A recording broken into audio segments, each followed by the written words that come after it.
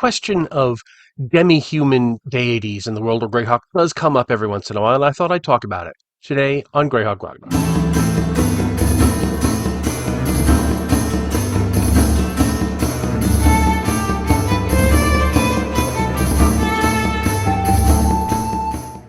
First time we get descriptions of some of the demi-human gods, and by demi-humans I mean dwarves, elves, halflings, and gnomes. Those are demi-humans, along with half-elves and so forth. And I think the first time we actually see their deities listed or described is in the Deities and Demigods, the first edition Deities and Demigods. Um, and let me just see. Mine has Cthulhu. Um, Let me just go to the non-human gods section here. Um, and we get we basically get a couple of gods for the demi-humans, right? We get Moradin for the dwarves, Corellon, Lorethian for the elves, and Deep Sashalas for the aquatic elves, which is cool. Lolth, of course, for the drow, Rilliphane, Ralathil for the wood elves. Um, the gnomes get Garl Glittergold, and the halflings get Yondala. And I believe that's all we have for demi-humans in here. There's obviously other non-human, humanoid, and monster deities in here, but we get the top tier of the deities, and they talk about it's general first edition deity stuff, right? It gives a stat block as if it was a monster, gives a little bit of detail about history and relations with other gods and things like that. And in the appendix, it tells us, what their clerics wear and how often do they receive sacrifices and what are the sacrifices and stuff like that. Later on, Roger Moore, starting in Dragon number 58 and going, I believe, to 62, did a series of articles that really fleshed out the deities for the non-human cultures. The elves, the dwarves, the halflings, gnomes. Um, they he gives it about half a dozen new deities for each one of these pantheons. Really fleshes them out and gives a lot more information about sometimes they'll have other gods that aren't listed there. There might like I believe specific gods for the dwarves, and in typical Roger Moore fashion, there's some straight out funny business going on in there.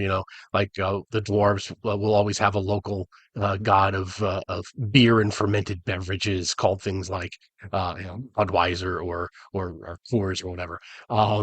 Typical Roger Moore stuff, and it really, really helped flesh out the non-human deities.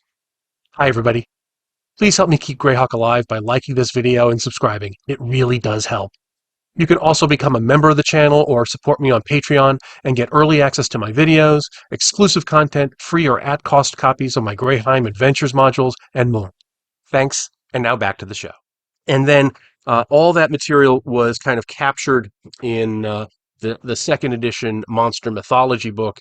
It was expanded, kind of systematized, cleaned up, put in second edition terms so you didn't get the full stat block. And, they weren't the actual deities, they were the deities' avatars and things like that. And, they've been obviously restated and worked on over the years by other people in Dragon and other books and stuff. But the point is that there's this series of demi-human pantheons. And they did the same thing for humanoids too. The orcs and the goblins and the gnolls and all that. They all have their own gods and so forth. But in terms of Greyhawk, this is an interesting little conundrum here, because according to Gary Gygax in one of his Q&As, I believe, he never used these non-human deities. He always just the demi-humans in the world of Greyhawk just used the same gods that everybody else used. So they would be worshiping Saint Cuthbert or Obad High or whatever, whatever god. And so this leads to a kind of a dichotomy here. If you really want to play Gygaxian Greyhawk, you would do the same thing. You would leave off Moradin and Deep Sashalas and so forth, and you would just go with the human deities. On the other hand, I really like the idea that there are these demi-human pantheons out there that are both competing with and sometimes allied with the human-based deities. I just like that idea, and this goes back to my earlier video where I said, you should make religion messy. This helps make religion messy, right? Is if you have, the dwarves, sometimes some of them will absolutely worship Yula, for example.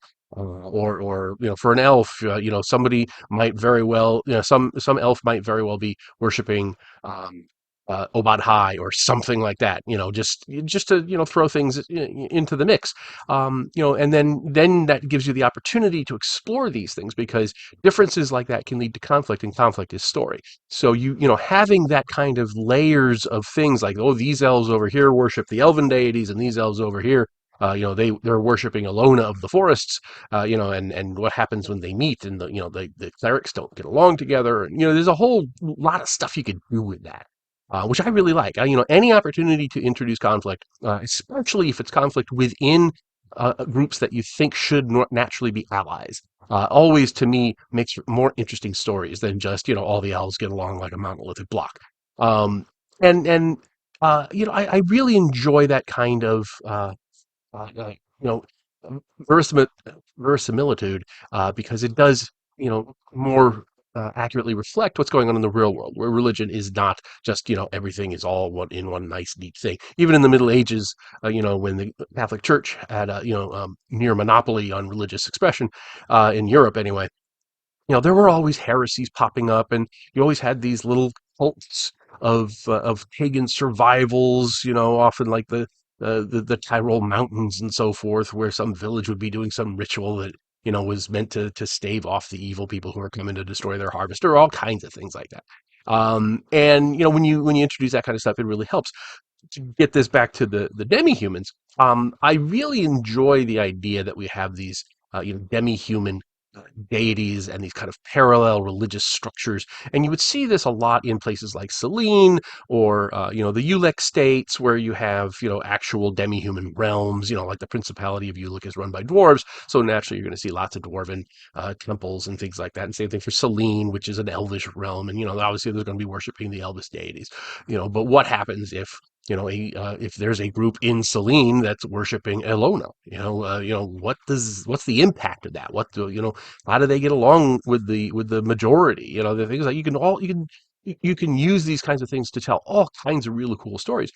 And I think it also gives you a little more um, room to maneuver when it comes to having just conflicts that you would expect, like the conflicts between elves and orcs, for example. If in the mythology we have this connection between Lorethian for the elves and Rumsh for the orcs, where Lorethian, took out Rumsh's eye, and that's one of the reasons that Rumsh really hates Carillion, and that's why the elves, and orcs hate each other, because there's this mythological reason behind it, and it doesn't have to be literal. The myth might have come along afterwards. They've always hated each other, so they have to come up with some sort of justification for it. But when you come into a fantasy world like this, where you actually have real literal deities that are walking around on the ground, those myths might not be as mythological as we modern people might interpret it to be. It might literally be real, that it did happen thousands and thousands of years ago. And they'd be around to tell the tale. There's all kinds of ways that this can feed into it. Plus, they're interesting. It gives you more diversity, especially when you're using specialty clerics, as we saw in the World of Greyhawk, and in second edition. And in fifth edition, the way I work it. If you have these specialty clerics that kind of are defined by the deity that they serve, rather than just the regular list of spell circles, or whatever it's called, depending on your edition, spheres of influence, or whatever, then that gives you a lot more diversity, a lot more choice in terms of what the players can do and what non-player characters are going to encounter. So if you have some specialty cleric of Utrus, the orcish god of plagues, the PCs might not know what to expect, might not know what is their special powers, what kind of special spells do they have. I don't know. We've never encountered one like this before. So it's an opportunity to throw in all kinds of brand new cool and possibly dangerous stuff. Same thing on the side with the dwarves and things like that. What can a cleric of Moradin do that a regular cleric doesn't? Well, this book gives you some ideas, and you can vastly expand them out. And I'm sure there's other books that I haven't exhaustively gone through in later editions that do really go beef up. What do clerics of Yandala do that are different than standard clerics? That kind of thing. And it also, for that matter, brings in the whole question of, are there any standard clerics? If you've got these specialty clerics of various deities running around, is there really a need for a baseline cleric? Do they exist? Or is every cleric a specialty cleric because by virtue of the fact that you have these specialty clerics available in the rules? I would probably go that route, if I was doing it again. Um, just say, pick a deity and that's going to define what your cleric can do. Rather than, well, you can be a plain Jane cleric, or you can have this cool spiffy cleric. It's just, I don't know. There's a lot of ways you can do it here. Anyway, I would love to hear your thoughts on this. Do you use the demi-human clerics in your deities and clerics in your game? If so, how do you incorporate them in? Were you aware that Gygax didn't use them? Are you, does that influence your choice at all? What do you think about the specialty clerics? And how have you used this idea? I would love to hear what you say in the comments. Hope everybody is having a wonderful, wonderful day, and I will talk to you all later. Thanks for watching today's video. Please remember to hit the like button and subscribe to the channel. Below you'll find links to my Patreon, which helps make these videos possible. You'll also find the web store where you can buy my books, and my blog where you'll find all sorts of free downloads and other articles. Thanks, and have a great day.